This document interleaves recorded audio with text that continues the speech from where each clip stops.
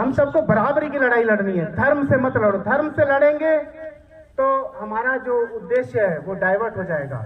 और जो इस देश के पाखंडी लोग हैं, जो लोग इस देश को गुमराह करके शासन में आना चाहते हैं, उन्हें हिंदू धर्म से कोई प्रेम नहीं है। आपको लगता हो उन्हें राम जी के मंदिर से कोई प्रेम नहीं है।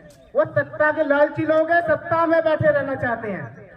इसीलिए राजनीति में धर्म एक मैंडेटरी प्रोविजन है कि आप उसमें एक एफिडेविट देते हैं कि आप धर्म का मिसयूज नहीं करेंगे, आप धर्म निरपेक्ष रहेंगे, आप संविधान सम्मत रहेंगे, संविधान के हिसाब से अपनी पार्टी को चलाएंगे। लेकिन ये चुनाव आयोग जब कोई पार्टी पॉलिटिकल पार्टी बन जाती है, क्या उसके बाद वो धर्म की जो ऐसी बातें करता है उस पर कोई संज्ञान नहीं ले पाता? मैं इसीलिए कह रहा हूं, ये घुल मिलकर मलाई खाने वाले लोग हैं। और जो लोग पैसे वाले हैं वो ईडी से डरते हैं, जो लोग सत्ता में हैं वो सत्ता गंवाने से डरते हैं। कर रहा हूं कि हम समाजवाद की लड़ाई लड़ते हुए, सामाजिक न्याय की लड़ते हुए हम धर्म की लड़ाई लड़ने लगते हैं। मेरा आपसे निवेदन है कि ये देशवासी अभी धर्म की लड़ाई नहीं लड़ सकते। इनका दिमाग अभी उतना विकसित नहीं हुआ है, इनकी रगों में धर्म घुसा हुआ है। ये जन्म से शुरू होता है, पैदा होते ही टीका लगाया जाता है, पैदा होते ही मस्जिद में ले जाया जाता है। साथ ही ये इतनी आसानी से निकलने वाला नहीं है। ये धर्म से मत लड़ो। आप किसी के धार्मिक देवी देवताओं को बोलने लगते हो, आप अपनी लड़ाई को डाइवर्ट कर देते हो। मेरा विचार है इस विचार गोष्ठी में, आप जाति की लड़ाई लड़ो, जो हमारे साथ अन्याय हुआ उसकी लड़ाई लड़ो, बराबरी की लड़ाई लड़ो, आरक्षण की लड़ाई लड़ो, देश में विकास की लड़ाई लड़ो। हम स्कूल के लिए लड़ाई लड़ते हैं, विश्वविद्यालयों के लिए लड़ाई लड़ते हैं, स्वास्थ्य सेवाओं की लड़ाई लड़ते हैं। हम सबको बराबरी की लड़ाई लड़नी है, धर्म से मत लड़ो। धर्म से लड़ेंगे तो हमारा जो उद्देश्य है वो डाइवर्ट हो जाएगा। और जो इस देश के पाखंडी लोग हैं, जो लोग इस देश को गुमराह करके शासन में आना चाहते हैं, उन्हें हिंदू धर्म से कोई प्रेम नहीं है। आपको लगता हो उन्हें राम जी के मंदिर से कोई प्रेम नहीं है। वो सत्ता के लालची लोग हैं, सत्ता में बैठे रहना चाहते हैं। इसीलिए राजनीति में धर्म का यूज करते हैं। और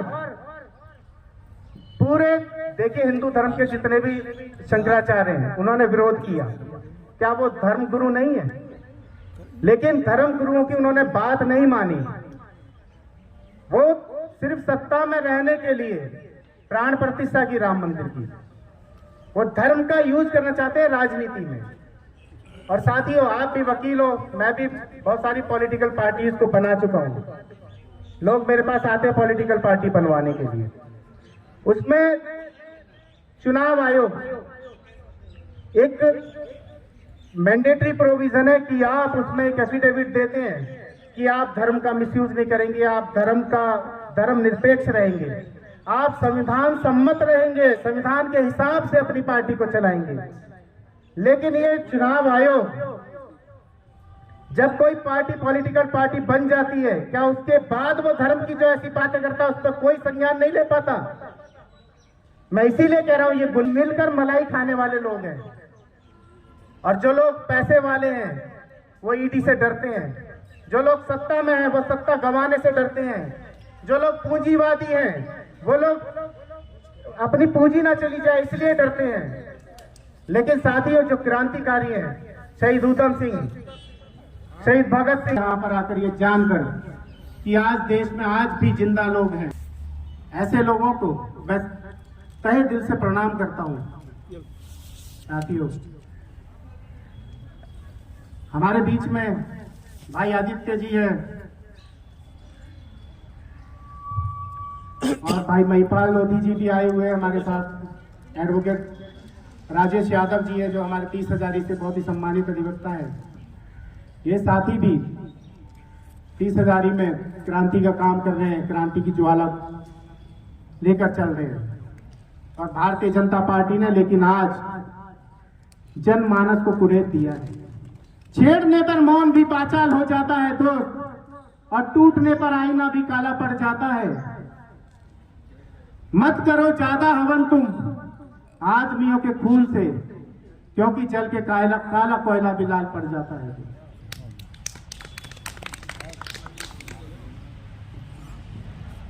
साथियों, मंजिलें उन्हीं को मिलती है जिनके सपनों में जान होती है, और पंख से कुछ नहीं होता, हौसलों से उड़ान होती है। खुद ही को कर बुलंद इतना कि हर तकरीर से पहले खुदा खुद बंदे से यह पूछे, बता तेरी रजा क्या है। यही सीखा है हमने आदरणीय दान बहादुर जी से। आप हमेशा कर्मठता के साथ हमें यहाँ आमंत्रित करते हैं। मुझे मौका दिया आपने बोलने का। मैं एक बात और जो कहना चाहता था पहले, मैं उसको अभी पूरा कर देता हूँ ताकि ऐसा ना लगे कि मैं क्या कहना चाहता था। साथियों, एक छुपी हुई पहचान रखता हूँ, बाहर शांत हूं मगर अंदर तूफान रखता हूँ। रख के तराजू में देशवासियों की खुशियां, दूसरे पलड़े में अपनी जान रखता हूँ। और साथियों, मुर्दों की बस्ती में अपने जमीर को जिंदा रखकर ऐ समाजवाद, मैं तेरे उसूलों का मान रखता हूँ। साथियों, भारतीय जनता पार्टी हमें दिखा कुछ रही है, वास्तव में है कुछ। बीजेपी के सत्ता के विषय में भी मैं बोलना चाहता हूँ। सितारे समझते हैं गगन बदला है, पंछी समझते हैं चमन बदला है, मगर शमशान की खामोशी यही कहती है, लाश वही है, सिर्फ कफन बदला है। कफन। साथियों, आदरणीय वकील साहब ने बहुत कुछ कहा, बड़े विस्तार में बताया, और जो मुझे समझ आया, दो शब्दों में मैं कहना चाहता हूं, नफरत फैला रहे हैं जो मजहब के नाम पर, नफरत फैलाने वालों से मजहब बचाइए। गर हो सके तो अब कोई सम्मा जलाइए, ये नफरत फैलाने वालों को जल्दी हटाइए। और उसी के लिए ईवीएम पे हम आ गए हैं। यानी देश के हालात, मैं दो लाइन और कहना चाहूंगा कि नफरत, हिंसा, गुंडागर्दी आज देश में जारी है।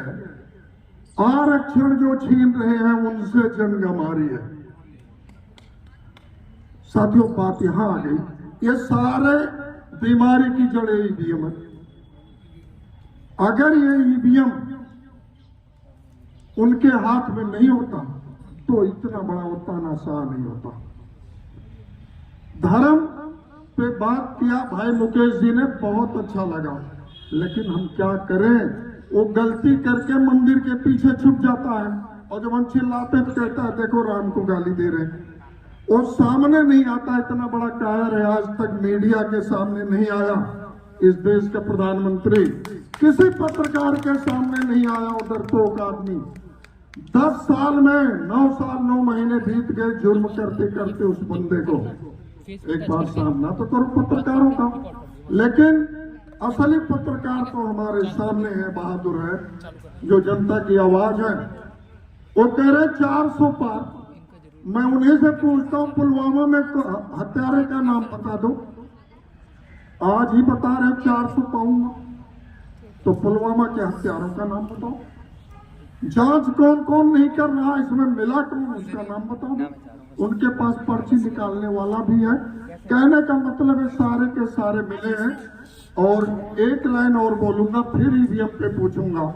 देश के हालात यूं हैं, एक कानून भाजपा और आरएसएस का है, एक हम सबका है। बीजेपी और आरएसएस कानून से ऊपर है। खुलेआम महिलाओं पे अपराध करते हैं वो सारे अपराधी, बलात्कारी, दुराचारी, अत्याचारी अयोध्या में बैठ के राम की पूजा कर रहे थे।